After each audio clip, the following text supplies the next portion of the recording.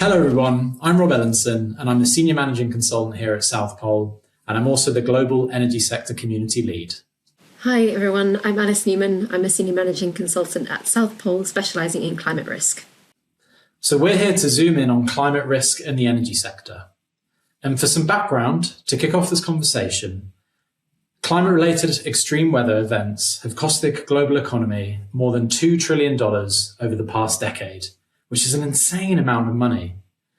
Energy companies frequently operate in extreme environments that are highly exposed to weather extremes, while also being extremely reliant on natural resources that are becoming increasingly variable and even scarce due to the changing climate. It's reported that the average electric utility will be exposed to $4.6 billion in physical climate risk costs in the absence of adaptation.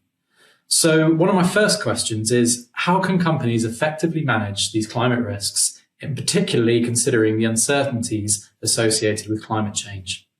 Well, you're absolutely right. Energy sector companies can be affected by a range of climate hazards, from intensifying storms and flooding that impact infrastructure and pipelines, through to changing wind patterns that impact wind capacity, and also water cycle changes that can impact hydropower output. And that's just naming a few examples. And companies, as we know, are kind of already feeling the effects of climate change now, and that's only going to increase as we look into the future. So for this reason, companies really need to be having an understanding of the climate risks that they're exposed to and the potential impacts that these risks could have in future, both operationally and financially. Thank you for sharing that. And in the conversations that we're already having with companies in the energy sector, they're telling me that they're already seeing climate impacting their operations and output. And the point that you made about the scale of future impacts is really important here. I read a stat that showed the other day that companies taking action on climate mitigation and adaptation could lead to avoided losses and damages 5 to 6 times higher than resilience investments in the long term. And what we're seeing is that historical trends are unlikely to reflect the future outcomes. Yet many organizations are not incorporating forward-looking climate risks assessments into their risk management procedures. So, Alice, my big question to you is, what approaches should companies be taking to understand the scale of potential future climate impacts so they can effectively manage climate risks over the longer term? It's a great question, and really companies need to be taking a proactive and strategic approach to their climate risk assessment. And given the complexity and the uncertainty around future climate conditions, scenario analysis is a really important tool in that approach.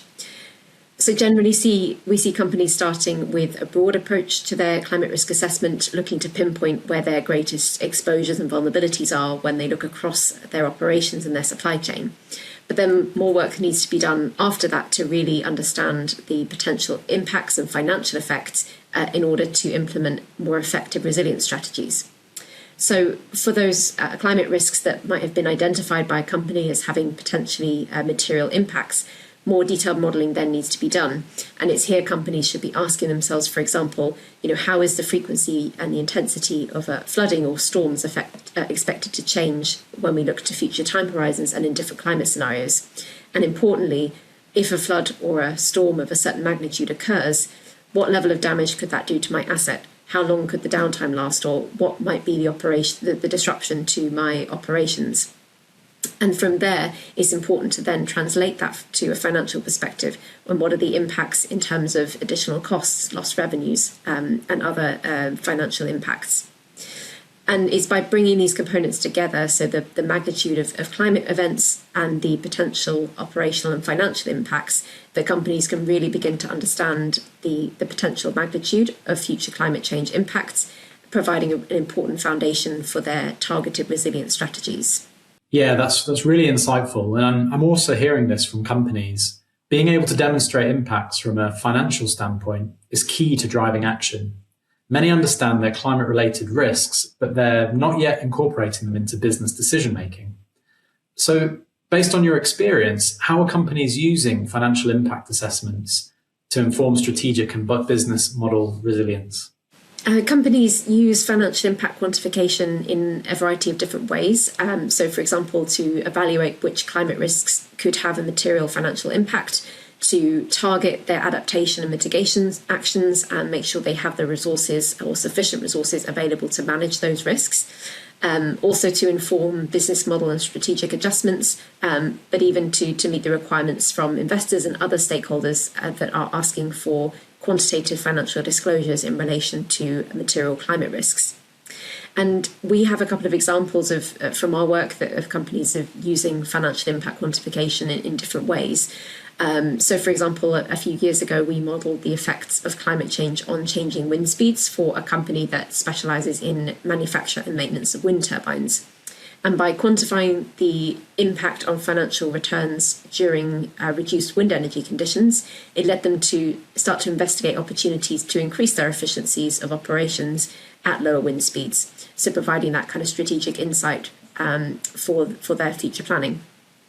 We also worked with an oil and gas company to quantify the impacts of physical climate hazards on business continuity and asset damages.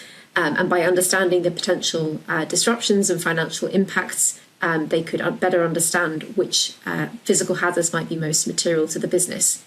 We also further investigated those hazards and looking at potential adaptation actions that might reduce the impacts and the financial consequences, helping them provide a business case for their resilient strategy.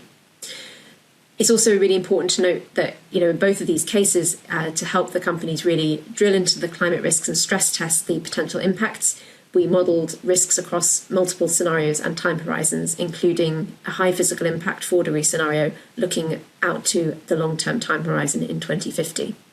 Thanks for sharing that, Alice. So a mindset that I'm trying to influence at the moment is the idea that climate risks are dynamic. This is not a sort of a one and done exercise. What's considered an immaterial risk today may be more material next year or in the next 5 to 10 years.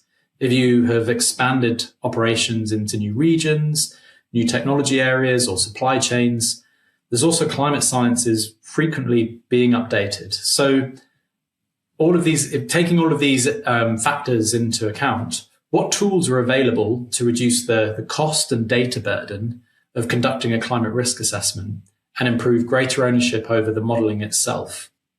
Yeah, absolutely. You've raised some great points there, Rob, and you're exactly right about climate risks being dynamic. And this is why scenario analysis is such an important approach, because it really enables that integration of uncertainty into strategic decision making. And as you say, is even more effective if you maintain and update your climate risk and financial impact assessment on a regular basis, making sure you're continually affecting your evolving business context and wider shifts in the climate landscape, including climate science. So we at South Pole have got our Lumo Climate Risks tool, which is a specifically designed interactive digital platform for scenario analysis and financial impact quantification that provides this functionality. But of course, there are other climate risk management platforms out there, and if you don't have necessarily the tools or resources for quantifying financial impacts internally, we and other providers can help to define those bespoke approaches. Indeed, yes. And I have seen the Lumo Climate Risk tool, and kudos to the fantastic work that the team has done in putting that tool together. And so as we begin to wrap this talk up, I'll finalize with saying, so for you listeners out there, ultimately, the goal of addressing climate risk is to make sure that your business is built to last in this volatile century that we've got coming up. We understand that everyone not starts or stays in the same place. And that's why we, South Pole, meet your needs and where you're at today. So again, for anyone watching this, if you need support with identifying, assessing, building a resilient strategy to manage your climate risks, or you have any questions, please feel free to send me a LinkedIn message, reach out to myself or Alice here on our website or on LinkedIn, and we're very happy to help. Thank you for listening.